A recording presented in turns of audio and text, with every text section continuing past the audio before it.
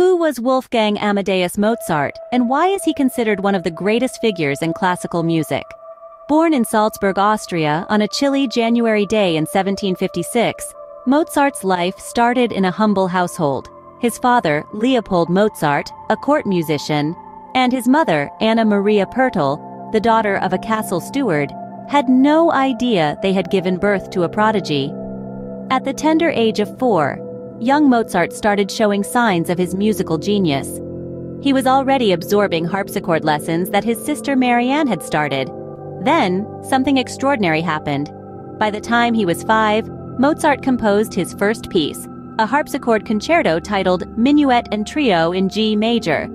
His father, recognizing the prodigious talent in his son, decided to guide him on his musical journey.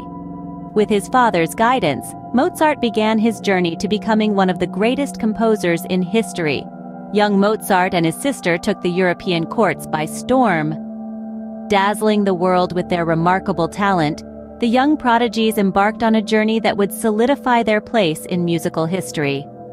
In 1762, when Mozart was only 6 years old, his father, Leopold, arranged their first grand tour.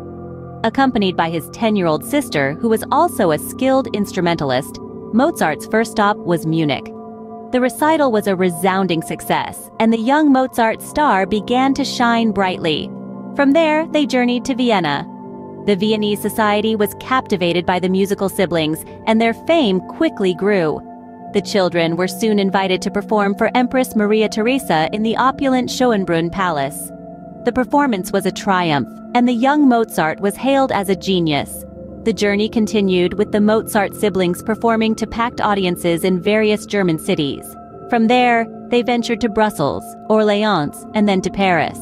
When they started 1764 in Versailles, the French aristocracy was enchanted by Mozart's 4 sonatas for violin and harpsichord, composed the previous year.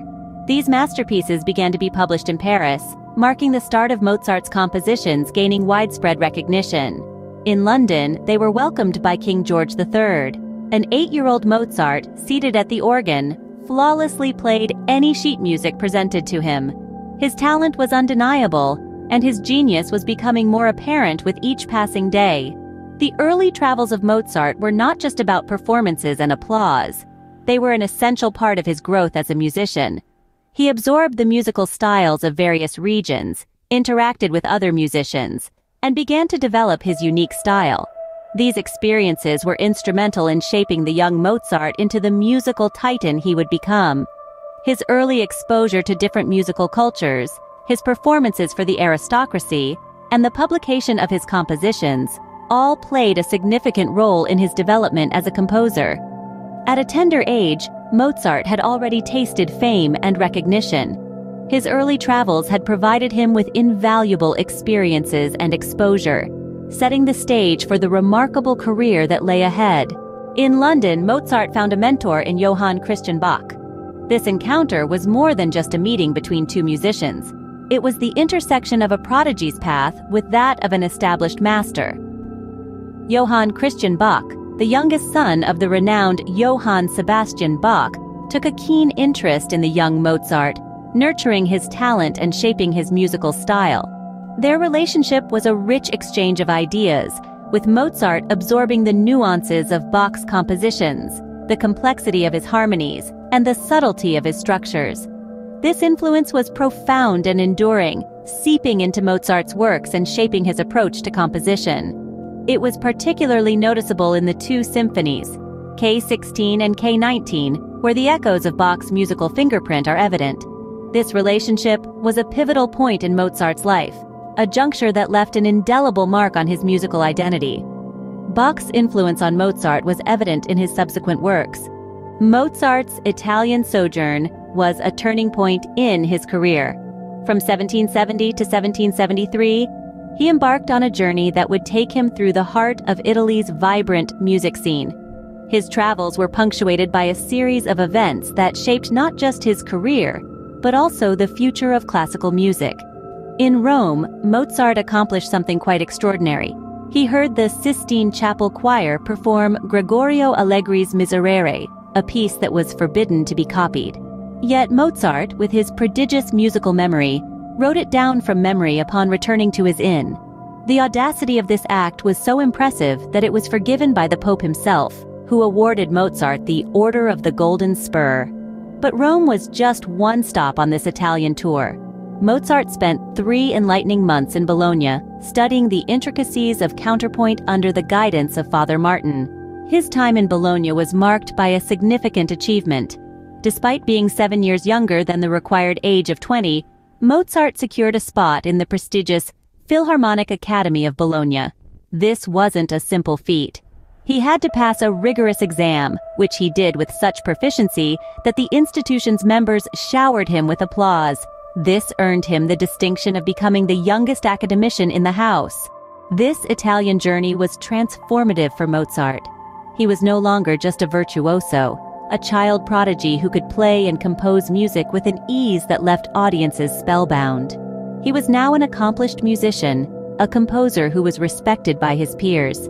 He had begun to understand the depth and breadth of his own talent, and the world of classical music was beginning to recognize it too. It was in Italy that Mozart found the confidence to fully embrace his musical identity.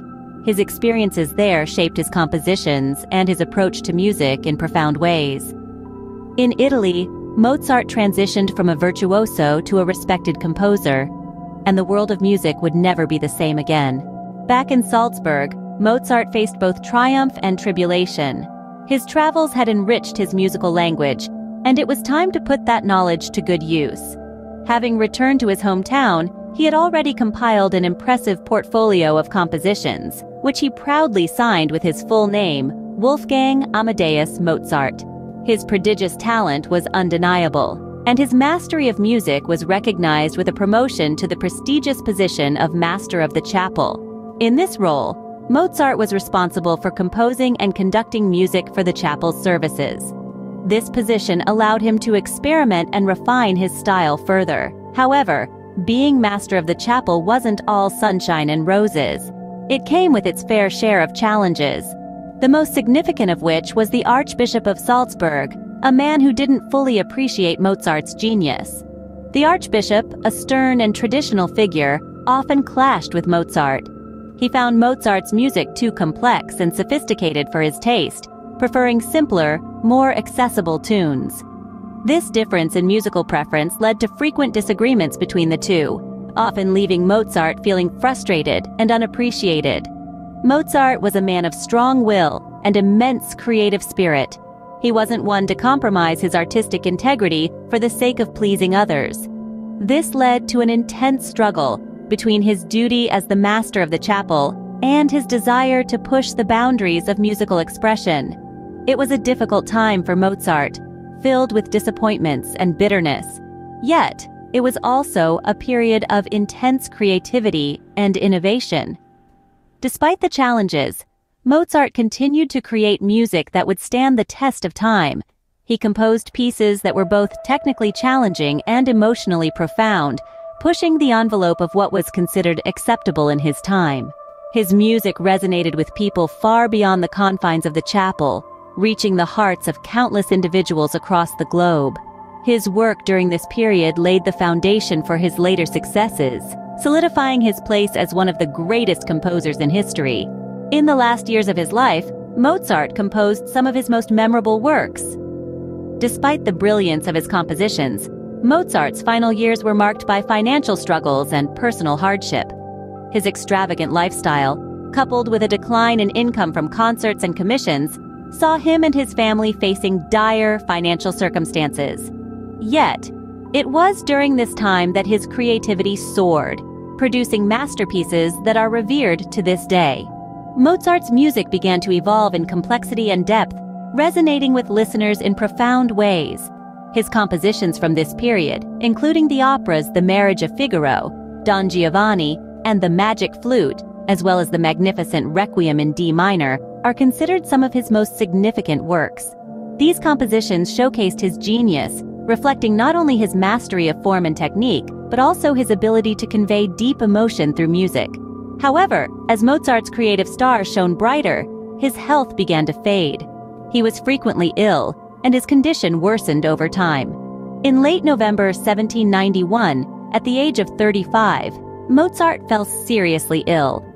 Despite the efforts of the best doctors of the time, his condition quickly deteriorated. On December 5th, Mozart passed away, leaving behind a grieving family and a world that had yet to fully appreciate his genius. Mozart's death was a loss to the world of music, but his legacy lives on. His compositions continue to captivate listeners, inspiring generations of musicians and composers. His music, filled with beauty and complexity, continues to be performed and celebrated worldwide.